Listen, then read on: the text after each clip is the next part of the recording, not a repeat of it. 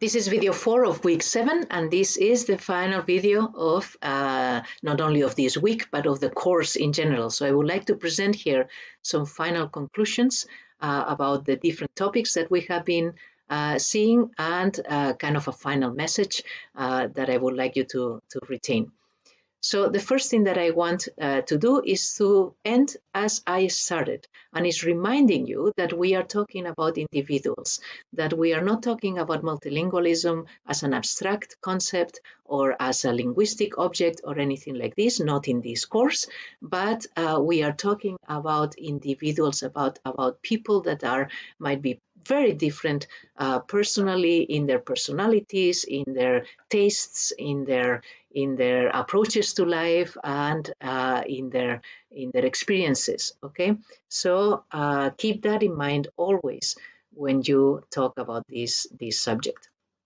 Now, about the different concepts that we have been seeing, I'm going to cite a couple of authors that do not always agree with each other, but that they have said things that I think are very important in a specifically nice way. Okay, so the first one will be for multilingualism. I'm going to cite Bialystok, who says the following. She says, children become multilingual for a variety of reasons: immigration, education, extended family, temporary residence, etc. These different contexts are associated with differences in social class, educational opportunities and expectations, access to support systems, opportunity for enriching experiences, and home language environment. Each of these factors alone can have a significant impact on cognitive and intellectual development and would easily obfuscate any universal effect that may follow simply from the fact that the child knows 2 languages. Contradictory outcomes of this research can often be traced to differences in definition that were used to select bilingual subjects. So I think that summarizes a lot things that I've been emphasizing along the courses. Now, about cognition, I'm going to take another author, Kenneth Papp, who says that the jury is still up in most of these claims about the relationship between cognition and multilingualism. Some researchers claim to have found differences between monolinguals and multilinguals, but the ones who find an advantage for multilinguals get published these days. Zero results or advantages for monolinguals hardly ever see the light. That's the publication bias that he points out. There are critics of both the experimental method. Experiments do not replicate, statistics are questionable, results overstated, tasks ill-defined, etc., and the population studied, who counts as bilingual. Okay?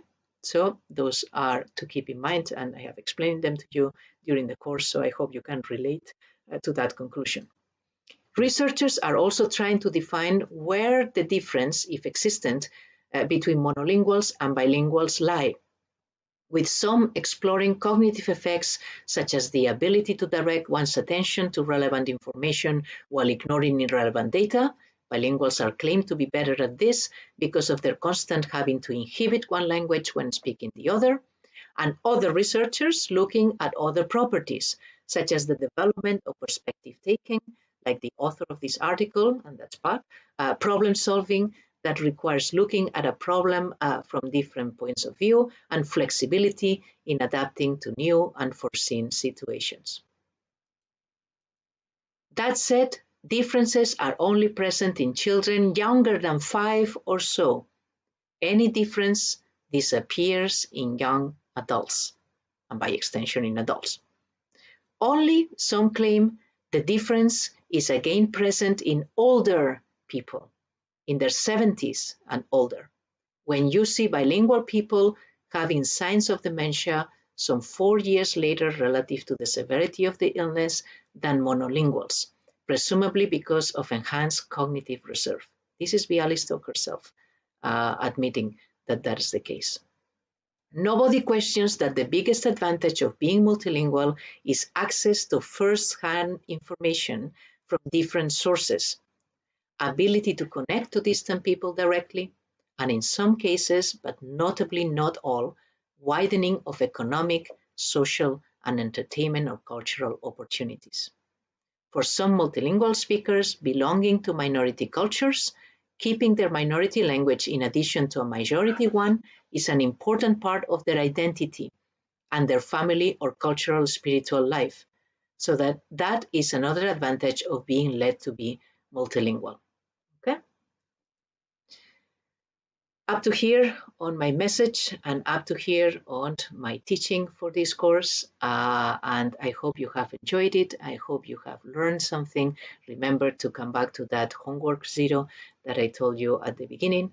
I can only say that this presentation is on Nestor, and that if you have any questions, we please bring them to seminar, and then we will look at them together.